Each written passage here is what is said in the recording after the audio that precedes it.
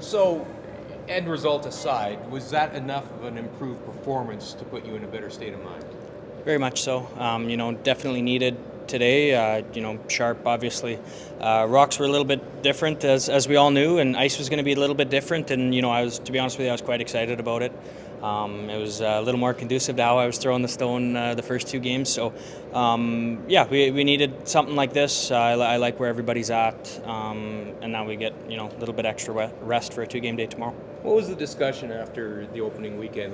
What you guys needed to tune up? Is it physical? Is it mental? Was it discussion, communication? What? I was mainly weight control. I mean, everything was a little bit heavy, missing high side, which, I think looking at the field, I think most teams would say, that's kind of where they were missing. So, just dialing in those weights a little bit. We were just struggling with, draw speeds, hack speeds, those sort of things. And, we're getting really close. So nothing mysterious, in other words. It was all fixable. It wasn't something that left you scratching your head. For sure, everything we could put a finger on everything. A lot of good conversation. We really came together. There was some difficult moments in those first 2 games, and this team just did what it does, and stay together and stay the course and just continue to get better.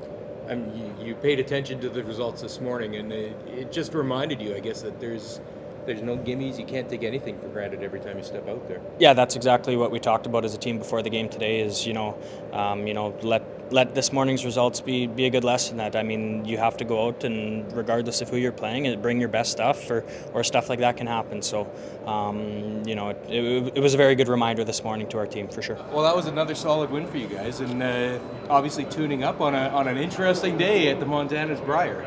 Yeah, it's there's some crazy games going on out there, and we honestly felt like we played pretty good the first 2 games on the weekend, and we obviously didn't get a win, but that's just how it goes. There's a lot of good teams out here, a lot of good shots being made. We just wanted to keep our focus, keep our head down. It's important not to get too ahead of yourselves and worried about wins, losses. Just every game matters, right? So let's get out there and let's get a couple on the board. Well, yeah, and conversely, you couldn't let the early lack of success get in your head either. You had to have faith in yourself. We had an unbelievable shot made against us, Team Ontario Howard, or we win that game, and we're in a great spot. We're 3-1 right now, right? And we're still not in a bad spot. Botcher just lost out here today. There's kind of things happening all over the place. It could be a bit of a dog pound out there in the next 3 days. Well, that said, how tough is it to not look around? You've been at this event a number of times and should be able to put on the blinkers, and yet.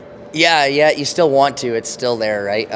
You definitely are watching, especially obviously the other pool doesn't matter as much to us, but you're still watching and feeling that pool out too. Eventually, you're likely going to play those teams if you make championship pools. So, it is what it is. Again, we control our own destiny. If we just keep winning, we're gonna be in the championship pools. How does your approach to this event change, being that you're the guy, you're on the tee head now? You've been at this event as a non-skip, but how does it change? How does the distractions, having to do this after games? Yeah, it's a little different. Kind of once you get to the playoffs, doesn't matter kind of who you are on the team, you're getting a lot of media. Yeah. So we've kind of been here before. Obviously, being a skip now and also my hometown, it is a lot. But we're doing well, kind of managing the distractions and keeping focus, and I think we showed that the last few days. Is it nice to have a somewhat maybe drama-free win today after what looked like a pretty hard day yesterday?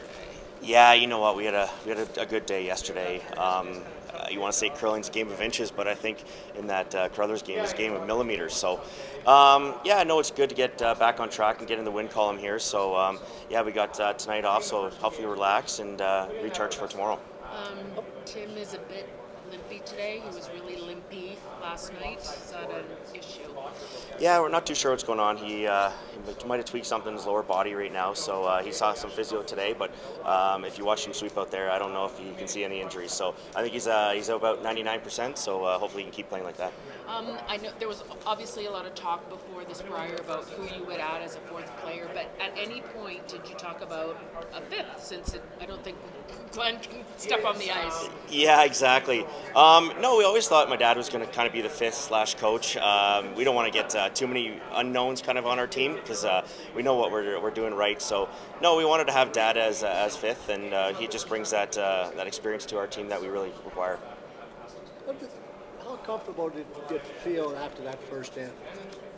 You got the big 3. Oh yes, pretty comfortable. Like they textured the rocks last night, if you're not aware, but yeah, because you're just not sure what you're going to get with those rocks and stuff. So it was a tough one that he missed the draw to the house, but unfortunately we stole 3, and it just it makes you feel a little bit more confident on the ice. You got a little bit more leeway and stuff like that. So hopefully we can learn a lot from that game and continue into tomorrow. How much did looking at this morning's results kind of make you sit up and take notice that this is? Yeah, Al, that's a great question. We really enjoyed having the morning off and watching the teams on TV there throwing the textured rocks, because there was quite a few misses out there this morning. So we learned a lot actually watching that game on TV. So we took it into our game and we felt pretty comfortable. We still had some misses out there as all the teams did, but definitely a huge advantage being in the second draw.